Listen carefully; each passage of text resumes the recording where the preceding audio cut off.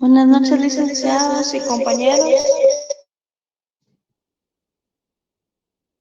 Buenas noches, compañera. Ya en un momento iniciamos.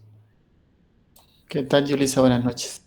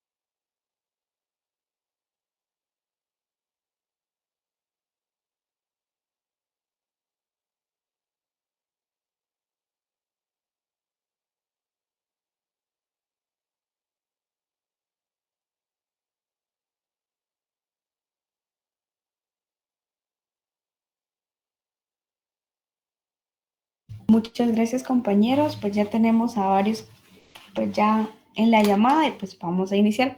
El día de hoy, pues el licenciado no va a estar presente debido a que tuvo pues un inconveniente, pero nosotros vamos a continuar con el tema que corresponde, ¿verdad? Que es la distribución de la renta. En este caso, pues vamos a iniciar con qué es la renta, ¿verdad? Nos vamos a ir de regreso a la historia y pues vamos a encontrar los factores de producción. Y los factores de producción pues tienen sus medios de pago, ¿verdad? Que serían los salarios y la renta. Entonces, vamos a iniciar con el punto de vista de los clásicos, cómo consideraban ellos los clásicos. Este es un documento peruano que de igual manera pues lo vamos a estar subiendo al Classroom y está bastante interesante, está un poquito larga la lectura, entonces voy a pedir que por favor uno de ustedes me pueda apoyar con la lectura. No sé si alguien voluntariamente le gustaría apoyarme. Licenciado, no sé si gusta, le puedo apoyar. Muchísimas gracias. Sí, por favor. Muy bien. Desde el capítulo 1, ¿verdad?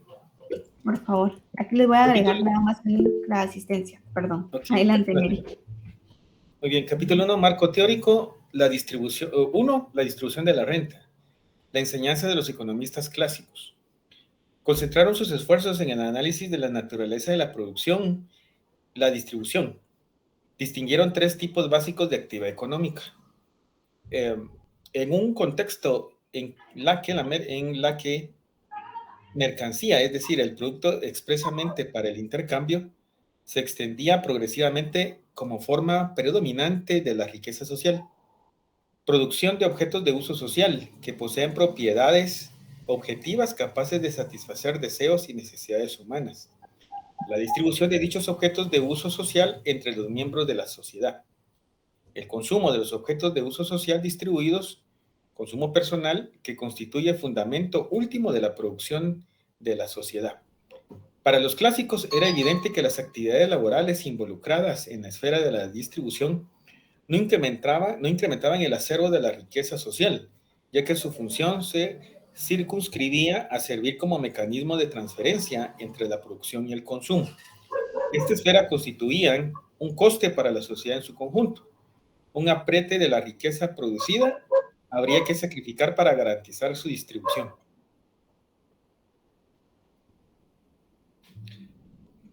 Adam Smith, el trabajo improductivo, tomado de los fisiócratas, sitúa en un lugar central del sistema de la economía política. No debe entenderse como trabajo innecesario, porque tan necesario es producir como distribuir lo producido. El trabajo de produjo y el trabajo de la distribución son nítidamente distinguibles, porque desempeñan funciones distintas, aunque igualmente necesarias para la producción de la sociedad. Tampoco se trata de una distribución moral relativa a la eficiencia social de las mercancías producidas o de una distribución formal de los resultados del proceso de trabajo, como la existente entre bienes y servicios. Gracias, Neri. Solo vamos a parar aquí un momento. Si se dan cuenta, pues vamos a analizar esto, ¿verdad? La producción de objetos de uso social. Si se dan cuenta desde la antigüedad, pues ellos ya se venían enfocando ciertos grupos para la producción de aquellos objetos que fueran de uso común, ¿verdad? Que todas las personas necesitaran para subsistir. En muchas ocasiones, pues era, por ejemplo, en el área, en la época del feudalismo, ¿verdad? Aquellas personas que tenían grandes extensiones de tierra y que se dedicaban pues desde la antigüedad, ya sea producir maíz, trigo, frijol, ¿verdad?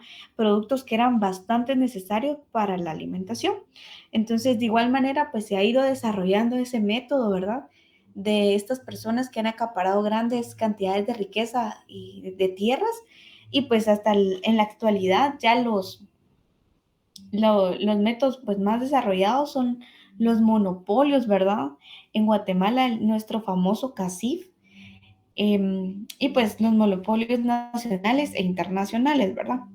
Entonces vamos a continuar por acá. Gracias, Neri. Bien, licenciada. Ahorita voy. La importancia de esta distinción a los efectos de la determinación de la renta se pone de manifiesto cuando pone, mientras el trabajo productivo produce renta, al producir el producto cuya realización en el mercado la origina. El trabajo improductivo se limita a consumir una. El estudio de la distribución de la renta se considera que constituye un coste para la producción social. David Ricardo pensaba que uno de los problemas fundamentales de la ciencia de la economía política era el de la distribución de la riqueza entre las clases sociales que habían contribuido a producirla. Como la producción se hallaba sometida a leyes de orden natural, los economistas clásicos tendían a analizar la distribución del producto social. Carlos Marx llega a demostrar que la forma tal vez, ¿verdad?, de modo de producción es determinante de la forma de distribución. Los economistas neoclásicos se concentran en la formalización armónica del proceso abstracto de asignación de recursos escasos entre fines alternativos, al objeto de demostrar que, dado que el modo de producción de capital, la economía de mercado es internamente eficiente, porque responde a reglas óptimas de asignación de los recursos. Pareto nos dice que es necesario y suficiente dar libertad al mecanismo del mercado y los precios, de manera que éste pueda funcionar de acuerdo con sus propios principios autorreguladores, los de la competencia perfecta, para garantizar que la distribución sea óptima del producto social, dadas las dotaciones iniciales de los factores productivos. Vamos a parar aquí un poquito. Solo quiero que también veamos esta parte, ¿verdad? Tanto los clásicos, los neoclásicos y Pareto, si se dan cuenta, pues ellos aportan a la ideología de que el mercado debe regularse por sus propias fuerzas, ¿verdad? Pero quiero también traerles a memoria y pues recordarles de que también como seres humanos, ¿verdad? Si nos hemos podido dar cuenta desde la antigüedad, el ser humano pues tiende hasta en cierto punto a buscar su beneficio propio, ¿verdad? Entonces, cuando nosotros de repente, tal vez no es directamente, pero indirectamente, de alguna manera, cuando las empresas pues empiezan a generar más ganancias, ¿verdad? Es algo como muy normal que tiendan a empezar a querer a obtener más beneficios, pero propios, ¿verdad? No en común y querer repartirlos, sino que querer tomarlos para ellos mismos y evitar así pues la distribución de la riqueza. Pero vamos a continuar ahora con el pensamiento keynesiano, ¿verdad? Gracias, Neri. Perfecto. Dice Keynes, de acuerdo con los puntos de vista mantenidos por Myrdal, la existencia de la pobreza es una restricción al crecimiento. Y el propio John Maynard Keynes fijaría en su trascendental General Theory su posición acerca de la influencia de la distribución de la renta en crecimiento económico. La política redistributiva en aras de la equidad tiene un elemento positivo sobre el crecimiento. Algunos autores, sin embargo, entienden que existe una relación de complementariedad entre ambos objetivos.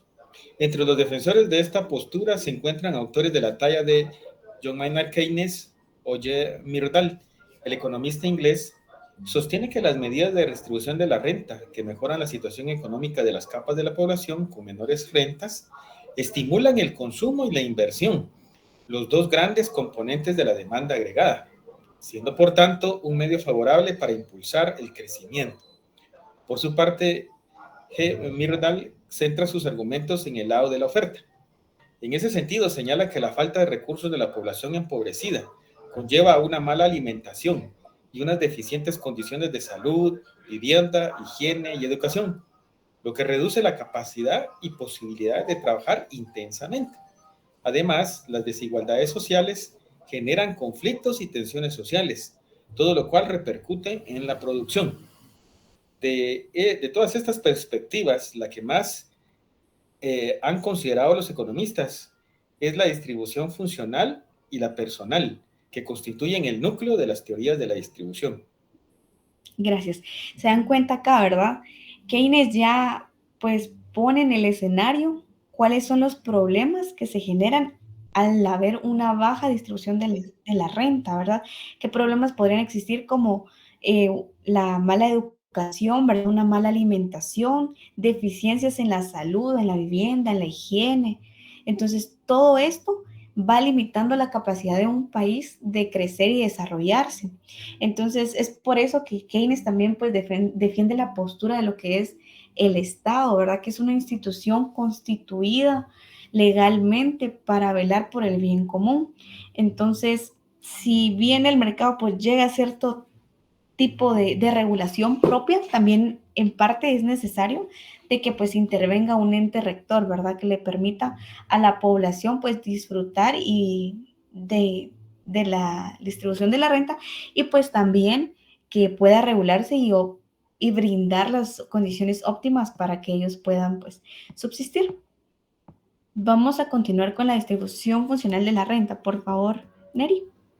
Muy bien, dicen la distribución funcional de la renta. La distribución funcional de la renta se ocupa del estudio de la distribución del producto obtenido entre los factores trabajo y capital. Su objetivo consiste en analizar cómo se distribuye el valor añadido bruto entre los trabajadores. La primera aproximación a la distribución funcional de la renta se realiza a partir de una de las vías de estimación del PIB, la vía de la renta. Perdón, aquí están escribiendo, me corta un poquito aquí la lectura, permítame, ahí está.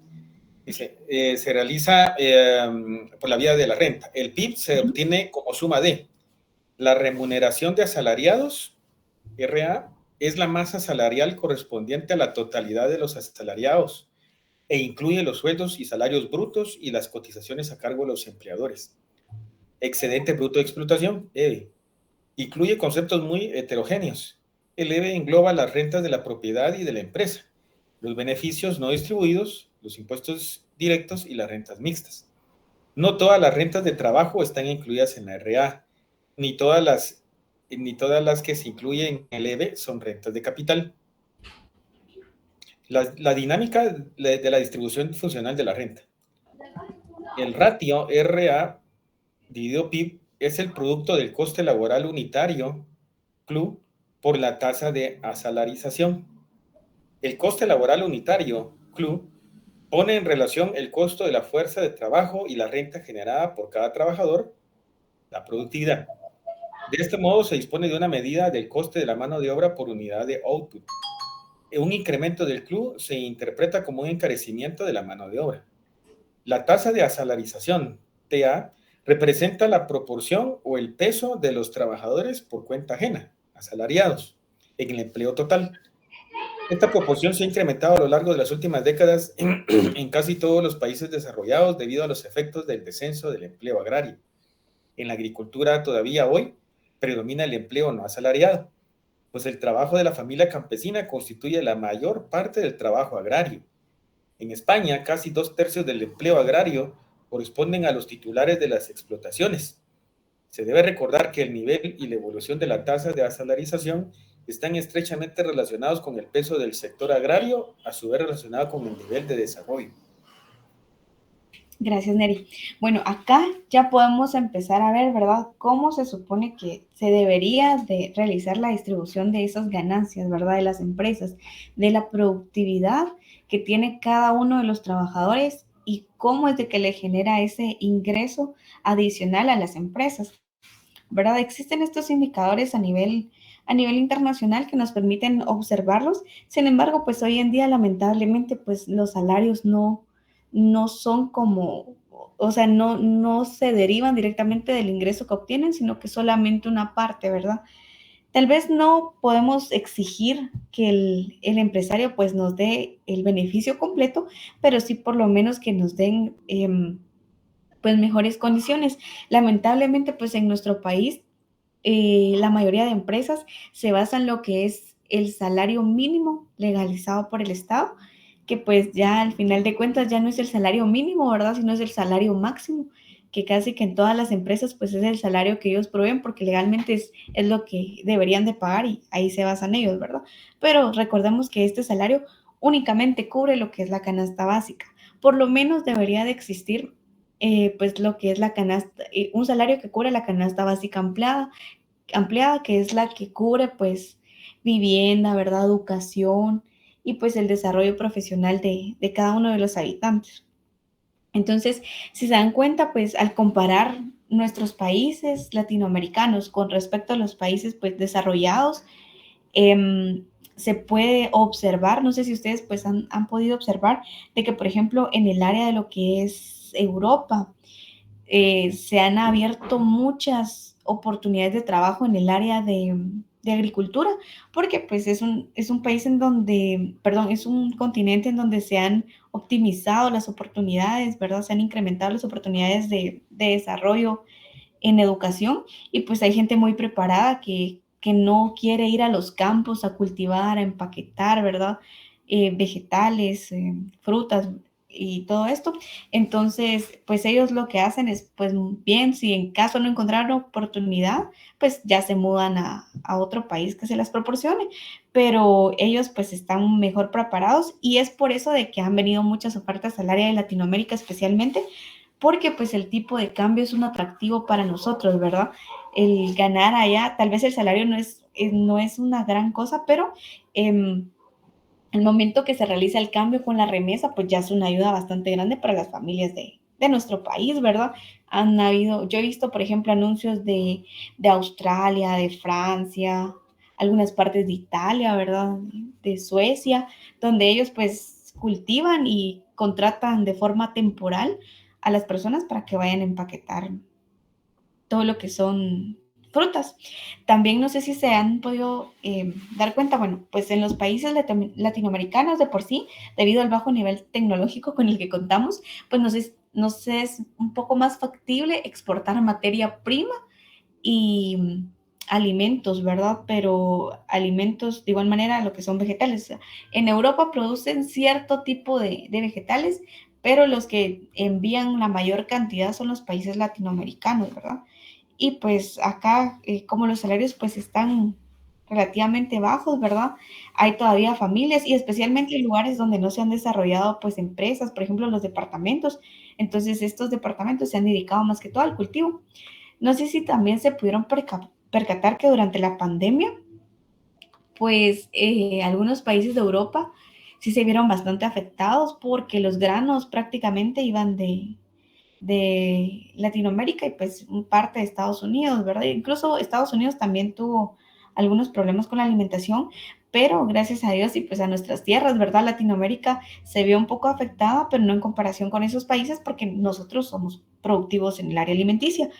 Tal vez sí afectó en lo que fue términos monetarios y también lo que fue el estancamiento de contenedores, ¿verdad?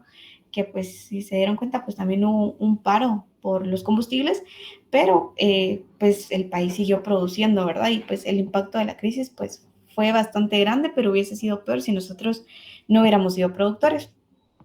Entonces vamos a continuar con las diferencias salariales.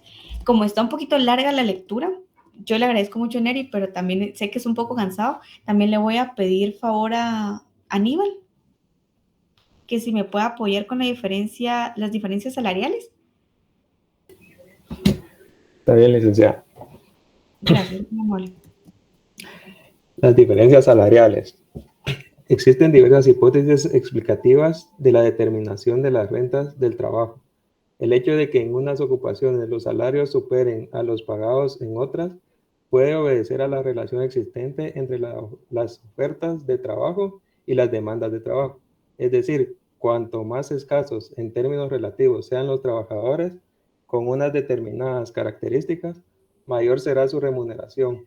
No obstante, las diferencias salariales al margen de las demandas y de las ofertas de trabajo relativas a cada ocupación pueden estar originadas por las existentes en cuanto al nivel de organización del sector y en cuanto a la fuerza de los sindicatos.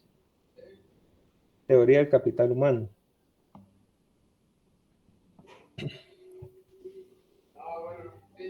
De acuerdo con la corriente neoclásica, los salarios reflejan los rendimientos de la inversión en formación realizada por cada individuo. Cuanto mayor es la inversión en formación, nivel de los estudios realizados, mayor es el capital humano, lo que supone mayores habilidades, destrezas, conocimientos que permiten sostener a su vez niveles más altos de productividad, que justificaría el pago de salarios superiores. Sin embargo, en los mercados laborales se pueden observar con frecuencia individuos con niveles de cualificación similares que perciben remuneraciones muy diferentes. Esto pone en entredicho la capacidad explicativa de esa teoría. Teoría de la capacidad de pago. Vamos a parar aquí un poquito, Aníbal. Muchísimas gracias. Bueno, también quiero que miremos estos dos factores que son sumamente importantes, ¿verdad? Las diferencias salariales y la teoría del capital humano, que entre más preparados estemos, mejor van a ser los salarios, ¿verdad? Recordemos que si nosotros estamos en busca de empleo, ¿verdad? Siempre el que tengamos estudios universitarios o que por lo menos ya nos encontremos dentro de una carrera universitaria, nos da mucho más oportunidades a obtener un empleo que si no los tuviéramos, ¿verdad? Un ejemplo que también quisiera ponerles es de que muchas veces, pues, debido a la capacidad que tenemos, o más bien de las oportunidades, ¿verdad? Que hay en nuestro país directamente, no todos pues tienen la capacidad de poder ingresar a la universidad, pero se han venido implementando otro tipo de programas en el país, como es el ejemplo de los call centers, ¿verdad? Si ustedes se dan cuenta, una persona que pues tal vez no tenga estudios universitarios, pero por lo menos tenga un diploma a nivel medio y pues cuente con conocimientos en inglés, ya pues el salario tiende a ser un poco mejor, ¿verdad? Entonces, en el país se han tratado de desarrollar estos programas, no al 100%, pero han venido muchos apoyos, mucho apoyo de países extranjeros, como lo es de Estados Unidos. No sé si ustedes han escuchado algún programa bueno, hay un programa que es directamente de Export con algunas empresas de call center de Estados Unidos que están proporcionando becas, ¿verdad? Por si alguno también está interesado.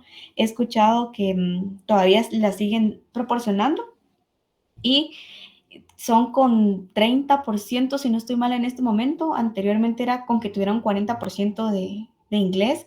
Ya se les proporcionaba pues el curso completo y ya después de eso pues ya era como una ayuda para poder ingresar a un call center directamente y ya empezar a trabajar, ¿verdad?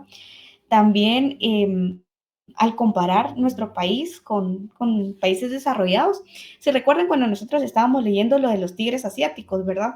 Cómo es de que ellos pudieron incrementar sus ingresos de un momento, bueno, les llevó años, pero sí fue un periodo bastante corto con respecto a otras economías. Por ejemplo, Corea del Sur, ¿verdad? Corea del Sur tiene instituciones, las empresas grandes han realizado convenios con organizaciones estatales para poder desarrollar a nivel educativo a sus habitantes. Un ejemplo de ello es Samsung, ¿verdad? Que ha tenido proyectos con una universidad tecnológica en Corea del Sur que les promueve cursos, capacitaciones y licenciaturas a aquellas personas que pues quieran capacitarse en el área tecnológica y poder crear dispositivos, ¿verdad? Chips, todo lo que tenga que ver con tecnología. Ellos proporcionan este tipo de becas para que ellos puedan superarse. Y pues también en ese tiempo, pues el país ayudó a estas empresas y esas empresas crearon esos convenios ahora con el país para que el país pueda desarrollarse. También ellos tienen programas que aumentan la competitividad entre los habitantes. En este país, alrededor del 80-90% de las personas tienen estudios universitarios, ¿verdad? Mientras que en nuestro país, por ejemplo, por las oportunidades que se ha vuelto un poco difícil, si bien pues estamos en el 1%, ¿verdad? La población estudiantil universitaria. Y pues ellos, uno de los programas que tienen es la competencia entre notas entre universidades, y hay un programa que ellos tienen que se llama Sky. Bueno, es como un prototipo que ellos manejan que se llama Sky, que contiene 3 universidades, las mejores 3 universidades del país, que es la Seoul National University, Korea University, Yonsei University. Son las 3 mejores universidades de Corea y pues cada año los estudiantes compiten para poder ingresar a una de ellas, y al entrar a una de ellas, pues no solo les incrementa las oportunidades de prepararse mejor, ¿verdad? Porque tienen muchos profesores que, tanto nacionales como internacionales, que se han preparado en diferentes áreas y pues también han tenido conocimientos en otros países, han estudiado en otros países, y también les abre oportunidades para las grandes empresas, ¿verdad?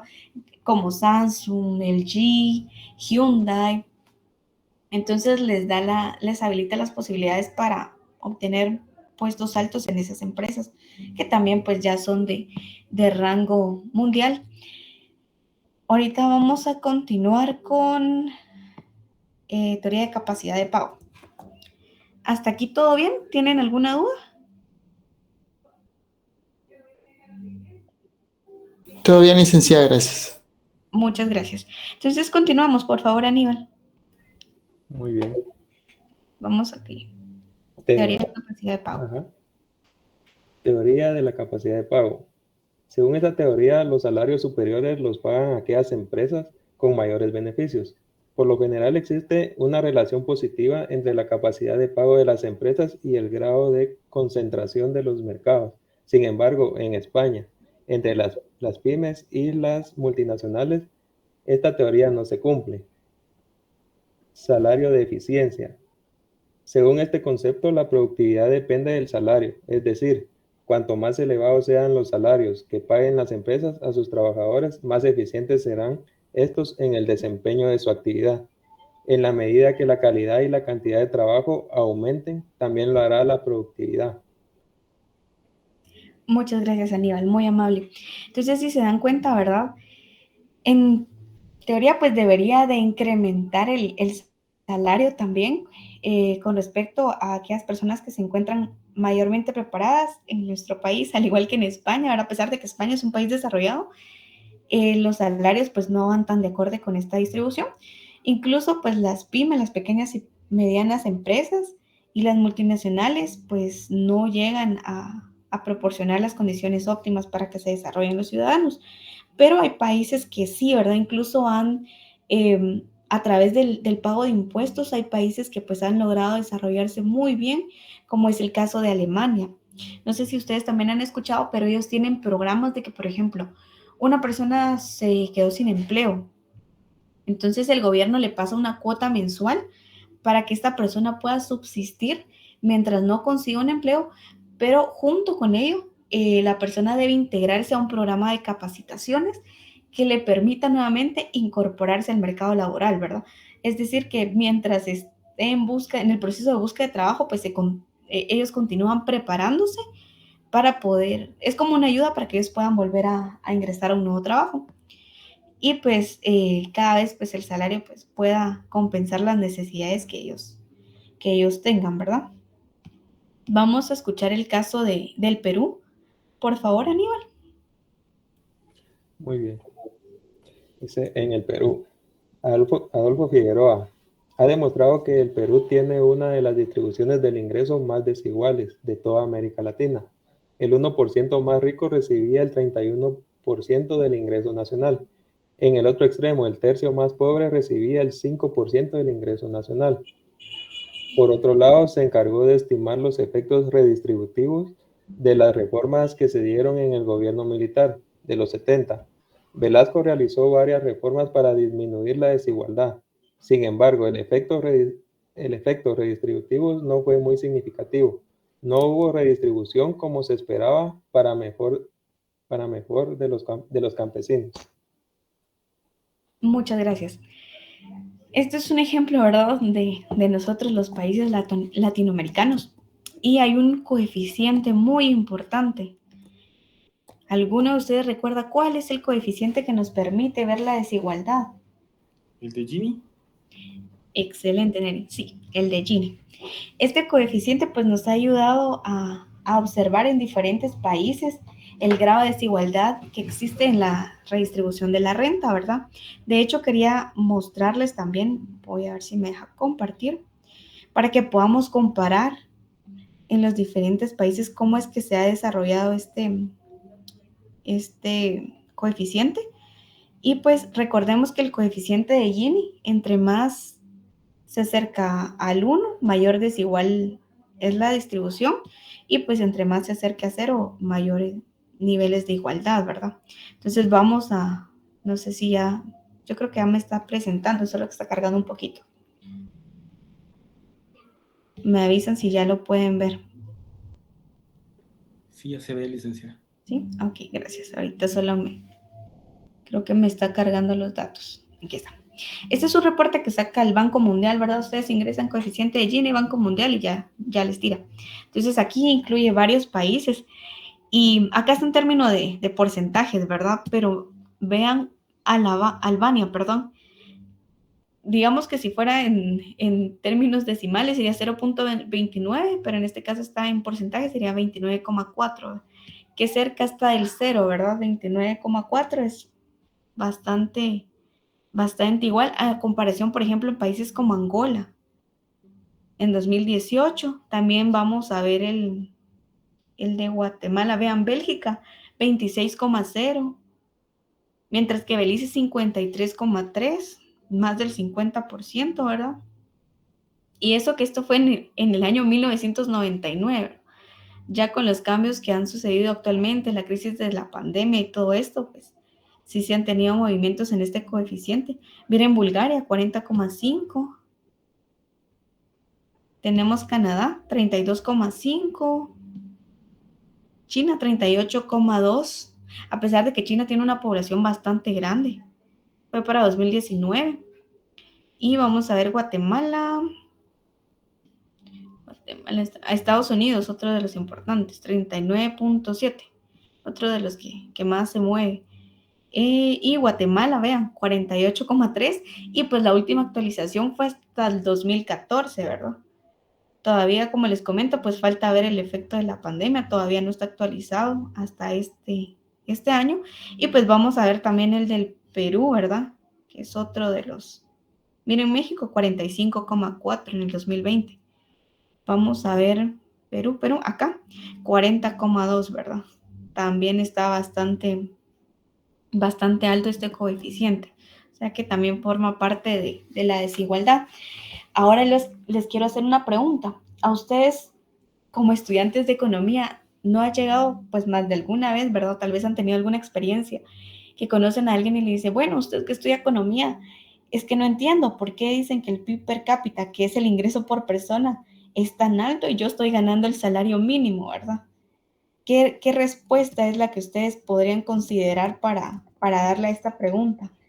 Que les hagan, que según tenemos ingresos tan grandes y cuando nosotros comparamos con nuestro salario, el salario mínimo, ¿verdad?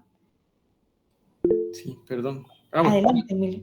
Gracias, perdón, Neri. Vamos con Emilio y luego... Perdón, si querés, bueno, yo Adelante. diría que el país sí tiene ingresos altos. El problema está en la distribución, ¿verdad? Que es lo que miramos en el de Gini, que la distribución es muy dispareja en comparación a los que más ganan y los que no. Yo me iría por esa vía para tratar de explicarlo. Exactamente, muchas gracias, Emilio. Vamos con Neri. Sí, gracias. Sí, es justo lo que dice Emilio. Lo que pasa es que, por ejemplo, el PIB mide la producción total del país y lo que hace es que lo divide dentro del total de la población. Pero esto es engañoso, ¿va? Porque al final de cuentas no corresponde a los ingresos realmente de lo que percibe cada factor de la producción, en este caso el trabajo. Entonces, ese es un indicador bastante engañoso, el medir el PIB per cápita, porque esto es una simple división de lo que produce el país entre la totalidad de habitantes, ¿verdad? Aparte está lo del ingreso. Entonces, eso creo que también habría que considerar, ¿verdad, Lick? Que como decía Emilio, ya esa retribución al factor trabajo es bastante diferente a dividir solo la producción entre la totalidad de la población. Por eso es que se debe medir mejor por ese lado, ¿verdad? Así es, muchas gracias, Neri. Vamos a pedir también el apoyo ahora de una compañera, Débora Unice. Cuéntenos también cuál sería su punto de vista.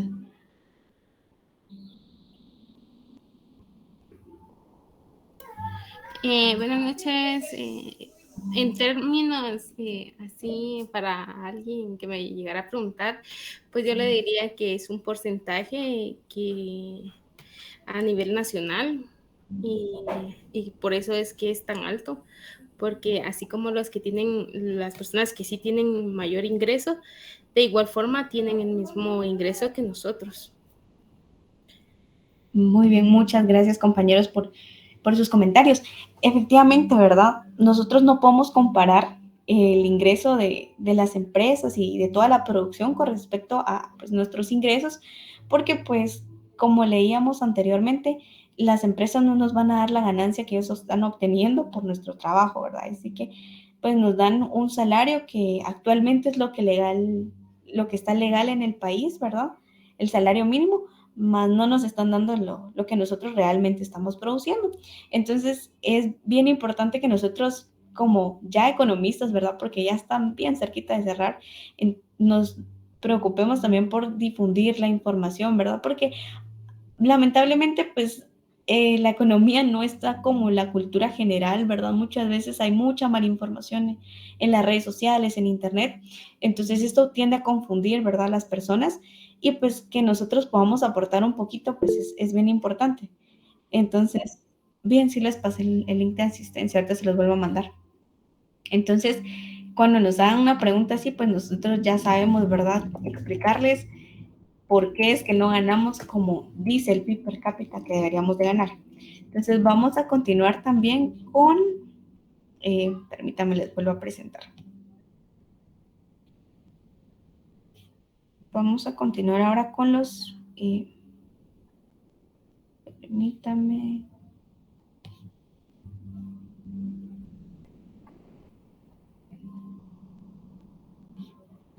Creo que todavía no les aparece, ¿verdad? No, todavía no, Lili. No, todavía no, licenciada. Ok, vamos a ver. Ahí está.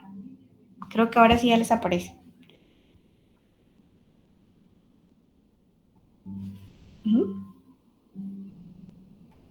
Ahora sí se ve. Sí, ya se ve. Muchas gracias, Neri. Muy amable. Yulisa, ¿le puedo pedir, por favor, que nos apoye, por favor? Gracias, Aníbal, por la lectura también. Con gusto, licenciada. Gracias. Para Adolfo Figueroa, la desigualdad en los países depende de su formación interna y las políticas que tenga. El grado de desigualdad es una característica estructural de los países que nacieron menos desiguales, se mantienen en ese nivel.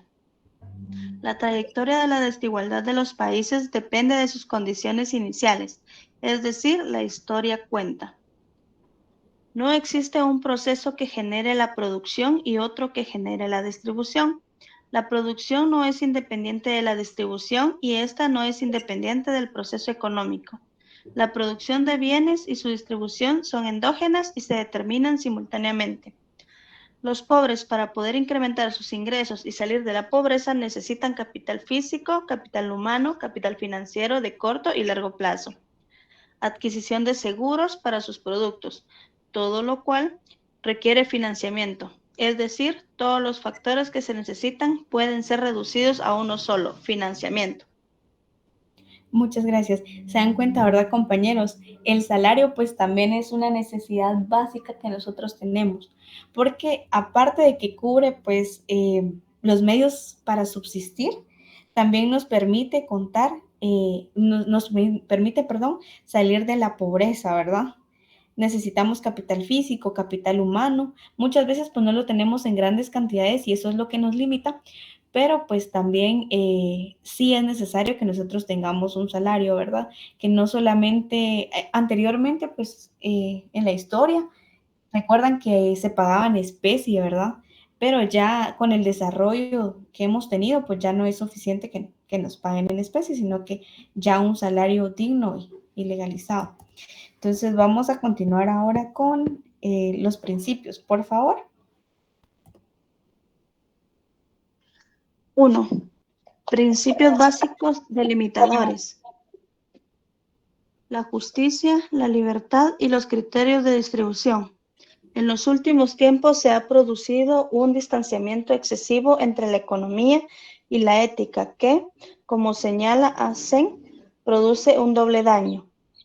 El descuido de la visión ética de la motivación, el olvido del análisis de aspectos económicos relevantes para la consideración de cuestiones éticas. Desde 1780 se llamó en Europa libertad todo lo que enardecía y entusiasmaba, como los griegos llamaron kalón, a las cosas más dispares con tal de que coincidiesen en su efecto alcohólico. La aproximación a estos conceptos se realizará en consecuencia con el mayor rigor posible y buscando económica del análisis conceptual. Empezaremos por estudiar el significado económico de los términos libertad y justicia para realizar posteriormente el planteamiento entrelazado de los mismos.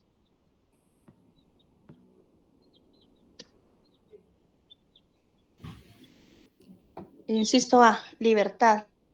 El término libertad tiene connotaciones multívocas. Esta variedad de significados requiere, cuando menos, una aproximación delimitadora del concepto.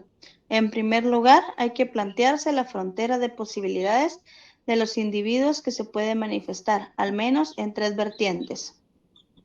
La primera de ellas es limitaciones físicas, por ejemplo, la imposibilidad de trasladarse a lugares muy alejados o poder visitar otros planetas. La segunda, limitaciones sociales legales, derecho a la propiedad privada, normas que regulan las conductas o la existencia de jerarquías en organizaciones. Y la tercera, limitaciones económicas, la escasez de recursos que pueden ser usados de forma alternativa.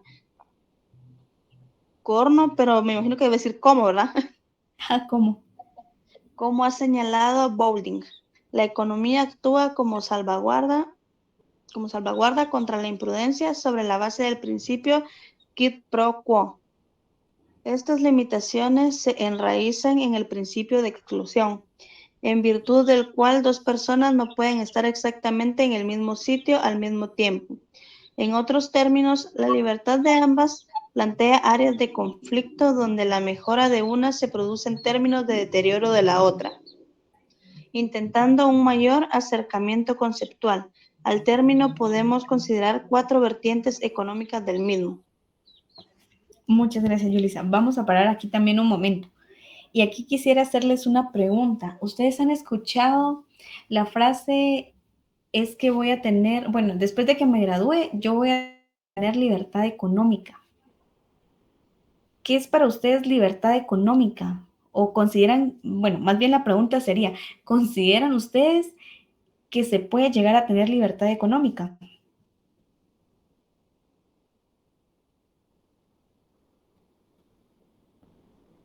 Sería la minoría de todas las personas que se van a graduar de la universidad los que logren la libertad económica, entendiendo que la libertad económica, bueno, dependiendo de las aspiraciones de cada quien, pero yo lo miraría como sobrevivir un año sin empleo y sin ingresos con lo ahorrado.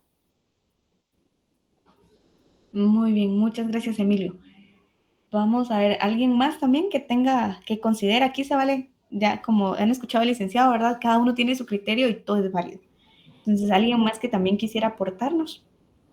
Tal vez yo, licenciada, miren, también yo entiendo también por libertad económica, por ejemplo, cuando me pongo a pensar en estos países que están siendo esclavizados por un sistema socialista, ¿verdad? En donde, por ejemplo, ya no hay un derecho a la propiedad privada como tal, ya no hay una apertura para que una empresa tenga un negocito, un emprendimiento. Esto sucedía en Cuba, donde hasta hace poco ellos no podían producir nada porque dependían de la tarjetita que les daba el gobierno cubano. Y yo recuerdo un amigo que se fue para Cuba y comentaba una historia bastante interesante y triste, ¿verdad? Porque allá, cuando él iba, le pidieron que llevara pues, abarrotes, pastas de dientes, jabón de olor, hasta un papel, un rollo de papel de baño. Para ellos es un bien muy preciado. ¿Por qué? Porque destruyeron la economía, la producción del país a través de toda esa expropiación de esos medios de producción.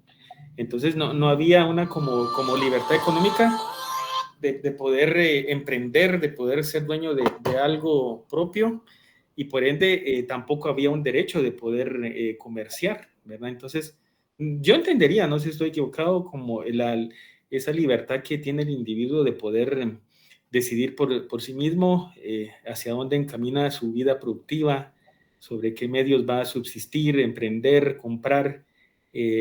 Pienso yo que también podría ser un término de libertad económica, ¿verdad? Muchas gracias, Neri. Mire, excelente ejemplo, ¿verdad? Cuba, imagínense.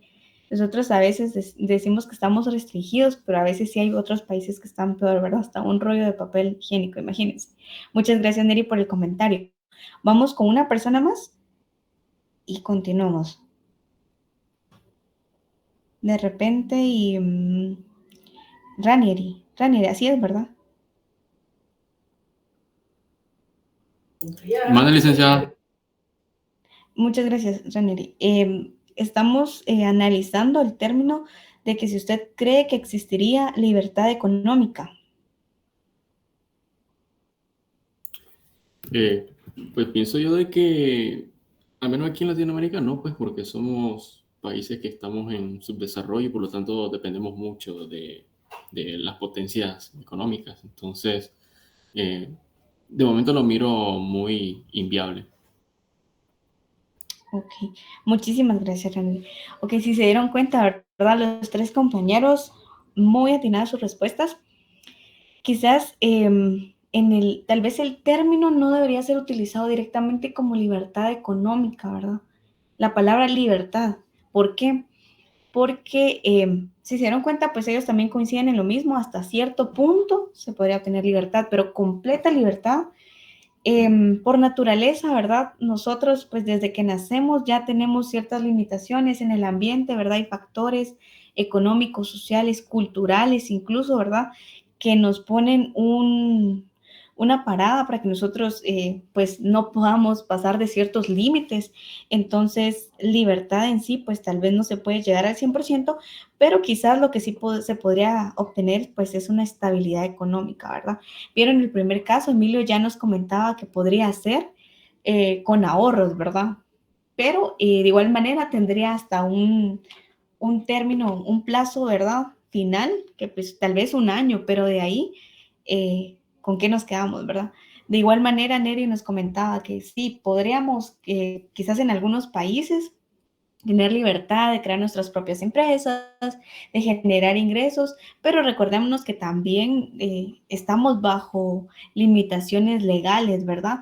Las empresas, pues tanto contablemente como legalmente, están limitadas para poder regirse dentro de un país. Y pues de igual manera, si una persona, por ejemplo, tiene una empresa, pues puede generar sus ingresos y todo, y no es como que diga, bueno, yo tengo mi empresa y hay que se quede generando, yo me voy 5 años y esa empresa me va a mantener sin que yo la vigile, sin que yo analice sus estados financieros, sin que yo vea a mis trabajadores. No, ¿verdad? O sea, siempre se requiere cierto tipo de trabajo, puede ser físico, ¿verdad? O mental, ¿verdad?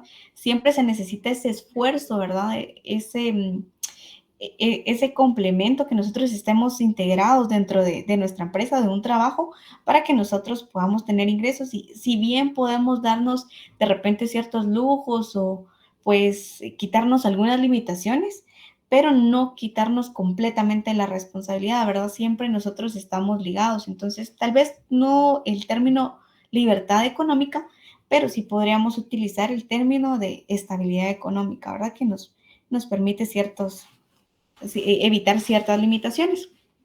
Entonces, pues el día de hoy lo vamos a dejar hasta acá, ¿verdad? No sé si alguien tiene alguna duda o quisiera comentar algo más, ¿verdad? Adelante, Emilio. Licenciada, disculpe, no sabe cuándo será el segundo parcial. No sé si tienen fechas o algo así. Fíjese, compañero, que todavía no nos han dado fechas, pero en cuanto las tenga, pues las vamos a estar publicando en el Classroom. Yo considero que tal vez sí. Vamos a ver, estamos en septiembre. Sí, de repente la otra semana ya nos dan fechas, fíjese. Y se las voy a estar Ok, publicando muchas cuando gracias. estén. Se las voy a estar publicando. De igual manera, estos documentos van a estar en el Classroom. Se los voy a estar subiendo dentro de un ratito. Y pues no sé si alguien más tuviera alguna otra duda. Si no, por mi parte, pues ha sido todo. Más que agradecerles por haberse conectado, por su puntualidad. Recuerden llenar su asistencia también, ¿verdad? Por favor, porque eso también es parte importante de la clase.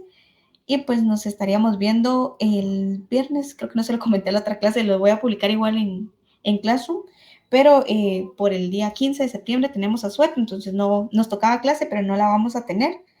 Y pues eso sería todo, compañeros. Muchas gracias por haberse unido. Gracias, licenciada. Buen fin de semana. Buenas Quédese. noches. Muchas gracias. Feliz Gracias, descanso. licenciada. Feliz noche. Cuídate.